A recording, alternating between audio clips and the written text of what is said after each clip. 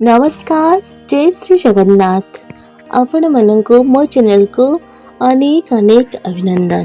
दिव्य जीवन और भागवत प्राप्ति श्रीमद् भागवत कथा। ओम श्री परमात्मने नमः। ज्यां जं बापिं स्मरणं भाव त्यजत्यं ते कलेवरं तं तमेवैति कौन्तेय सदा तद्भाव भाविताः। हे कुंती पुत्र, व्यक्ति मृत्यु समय जहाँ स्मरण करी देहत्याग करी सर्वदा सेही चिंतन निमग्न रहिबा जोगु से सेही अवस्था को प्राप्त करिथाए। मृत्यु कालर विषम मुहूर्त व्यक्ति किपरि तार प्रकृति परिवर्तन करि परिबो सेही विधि एठारे कहा जायछि। आमे गोटे शुआ को सुप्रभात कहवा शिखई परिबा, किंतु जदि आमे तार गला को जोरे चापी देबा तेबे से कृत्रिम रूप से शिखिथिबा शब्दटी भूली जाई तार स्वाभाविक शब्द को उच्चारण करिबो। सेहीपरि मृत्यु समय आमर मन स्वाभाविक भाव सेही चिंताधारा अभिमुख प्रभावित हुए, जार अभ्यास आमे जीवन सारा करिथाए। जिनिस पत्र सजाड़ी सारिबा परे यात्रार कार्यक्रम प्रस्तुत करा जाय नाही, बरं ता पूर्वरु एहार रीतिमत योजना प्रस्तुत करा जिबा उचित। मृत्यु समय मुख्यतः जो विचार आम मन को अधिकार करिथाए तदनुଯାୟୀ आमर परवर्ती जन्म निर्धारित होइथाए। एहा ही प्रभु श्रीकृष्ण एही श्लोक रे कहिसेंती। व्यक्तिर जीवनव्यापी अभ्यास एवं संगर परिणाम स्वरूप जହାର चिंतन एवं अनुध्यान रे निमग्न रहिथाए ताहा ही तार अंतिम विचार निर्धारण करिबा स्वाभाविक। पुराण महाराज भरतंकर आख्यान वर्णन करा जायछि। से जड़े राजा थिले, किंतु भगवत प्राप्ति करने उद्देश्य से राज्य त्याग करी वन रे सन्यासी भाव जीवन यापन करुथिले। दिने से गोटे हरिण को बाघर गर्जन शुणी शुणी पानी मध्य को डेई पड़िबार देखिले। अतिशय भय जोगु गभिणी मृगटी गर्भ को गोटे शावक जन्म करी पानी रे भासिबारे लागिला।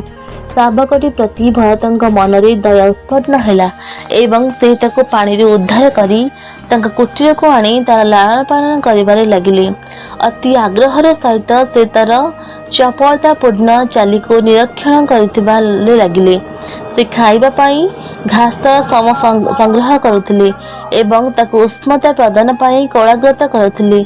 धीरे धीरे तांकर मन भगवान ठारू हटि जाई से हरिण ठारे केंद्रित हेबाकु लागिला। क्रमशः से तन्मयता इति गभीर हैला जे दिनसारा तांकर मन से हरिण रे ही चिंतन कला।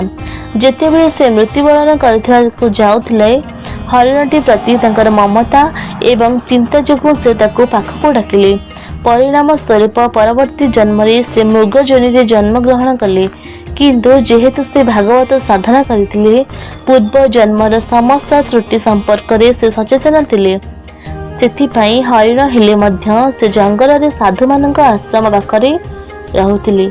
हरिण शरीर त्याग करिबा परे पुनर्बार से मनुष्य जन्म प्राप्त करिथिले। एथर से विख्यात संत जड़ भरत हेले एवं साधना समाप्त करी भगवत प्राप्ति कले। एही श्लोक पाठ करी जणे एही सिद्धांत रे उपनीत हेबा उचित जे लक्ष्य प्राप्ति पाई केवल मृत्यु समय ही परमेश्वर का ध्यान करने आवश्यक। जीवन व्यापी प्रस्तुत बिना यह प्रायतः असंभव अटे। स्कंद पुराण रे कहा जायछि जे मृत्यु समय भगवान को मने पकाइबा अत्यंत कष्टसाध्य अटे। मृत्यु एते कष्टदायक जे मन स्वाभाविक भाव में व्यक्तिर स्वभाव अनुरूप विचार प्रति आकर्षित हो जाए। मन भगवान चिंतन करने पाई व्यक्तिर अंतकरण भगवान ठारे संपृक्त रहिबा आवश्यक। अंतकरण से ही चेतना अटे जहाँ मन और बुद्धि द्वारा भीतर रही थाए। जदि आमे कौनसी विचार बारंबार चिंतन करने द्वारा ताहा आमर अंतकरण रे प्रतिफलित होता है। तेणु एक भगवत चेतनायुक्त अंतकरण विकसित करने पाई जीवन रे प्रत्येक मुहूर्त रे आमे निश्चित भाव में भगवान स्मरण एवं चिंतन करने आवश्यक।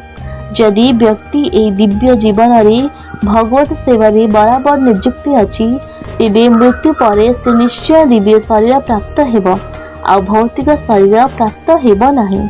जय श्री कृष्ण। जय जगन्नाथ।